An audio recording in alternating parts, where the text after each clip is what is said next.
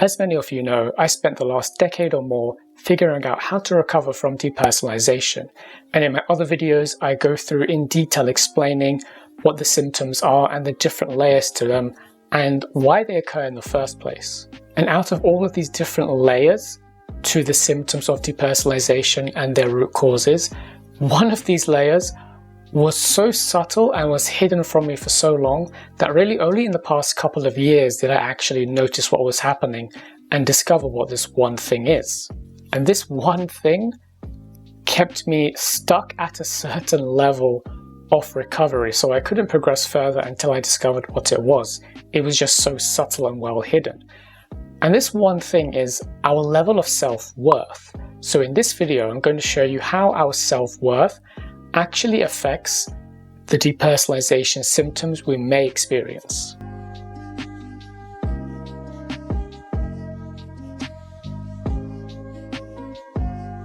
So for those of you who are new to my channel, my name is Rumzi and I share my insights, knowledge and experience on how I recovered from various mental health issues over the past decade and more, such as things like depersonalization, depression, anxiety, maladaptive daydreaming, things like video game addiction and more. I also wanted to quickly say I have a Twitter account, so add me on Twitter. If you find these videos to be useful, please share them.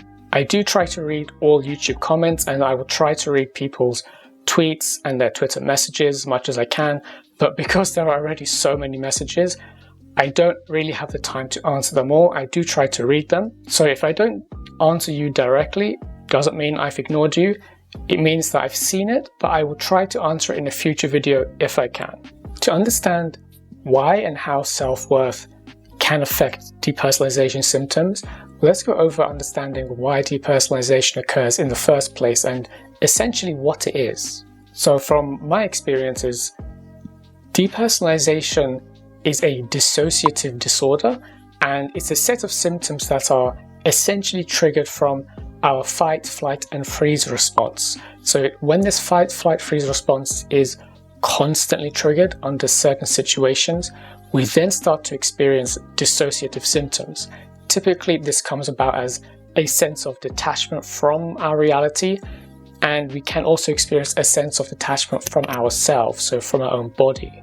And the fight or flight response is pretty much what happens when we experience some kind of perceived threat. So if there's some kind of threat that our mind perceives there to be in our environment, then we may get a rush of adrenaline, we may feel a bit of stress, and this is part of the response to prepare us to either fight this perceived threat or to run away. However, there are some situations where a third response is needed, and that's known as the freeze response. So this occurs when our mind doesn't necessarily think that fighting is the best solution or running away, or there is necessarily nothing it can run away from or fight. And when I refer to a threat, it doesn't actually have to be a physical threat in the environment. What I discovered was it can be a perceived mental threat, so for example our own thoughts, or even our own emotions. So if our emotions are very strong, for example, and they feel really, really bad, that can also be perceived as a threat. And by threat, I mean a threat to our overall well-being. This means we can experience depersonalization symptoms, so the dissociative state, from internal perceived threats, so from negative thinking, for example, anxious thinking, and from very strong painful emotions. And this makes sense because we can't run away from our emotions, we can't necessarily run away from the thoughts as well.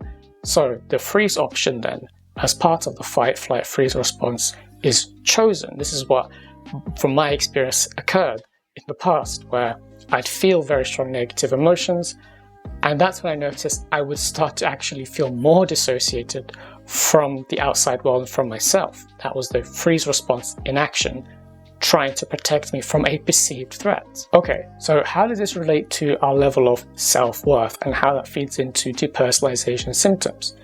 It's quite simple.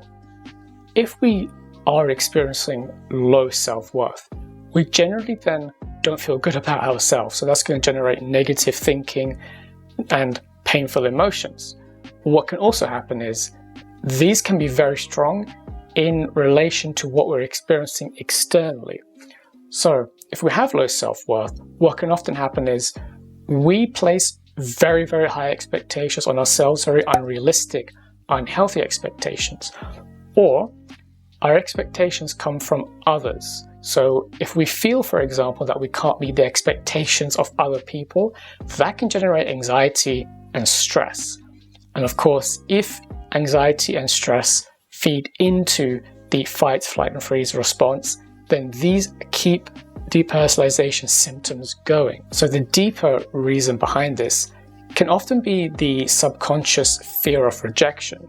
So if you feel that you aren't meeting somebody's expectations because you have low self-worth, then you will fear the emotions that come up from perceiving somebody else as rejecting you for having not met their expectations. And this was something that took me a while to figure out. That's why it was really only in the past couple of years that I realized what was happening. And the way I discovered it was there would be times where I would notice, generally speaking, I wouldn't really have any particularly strong depersonalization symptoms, so I wouldn't have that dissociative experience. And all of a sudden I noticed throughout the day it would start building, symptoms would appear to come out of nowhere, and I couldn't figure out why. So what I would do is I would start keeping a very quick and simple hourly diary where I would put what I was thinking, what I was feeling, what I was doing, what was happening around me during, let's say, a day or a couple of days. I think I did it for a week actually. So what I would then figure out was I'd see a pattern. Oh, okay, when I'm doing this thing, when these people are around, I then start to feel a certain way, so I didn't feel good about myself in the past. And then I would notice the symptoms would get stronger. So as I worked through it, I came to realize, the root cause of this was low self-worth. And so when I started to work on core self-worth and self-acceptance, then I started to notice a lot of these same patterns stopped occurring. So I would have the same things happen, but because I had raised my self-worth to a much healthier level, the stress and the anxiety wouldn't appear, or they'd be very, very much quite subtle. So this meant they weren't feeding into the depersonalization symptoms because other people's expectations or fear what other people think were no longer seen as a threat. And this is because when you have healthy self-worth, you meet your own expectations are all you want to meet. You don't care about you don't really care about other people's expectations.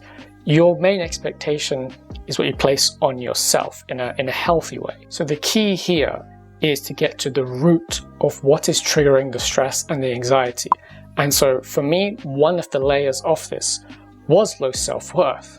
So what I can see myself doing is a video in the future on how to raise core self-worth and how to develop total self-acceptance. Because once you have those kind of things, once you have that kind of core self-confidence, a lot of anxiety and stress just disappears really. So thanks for watching. Don't forget to add me on Twitter, share this video if you thought it was useful, hit the like button, and don't forget to subscribe to be notified of when I release the next video.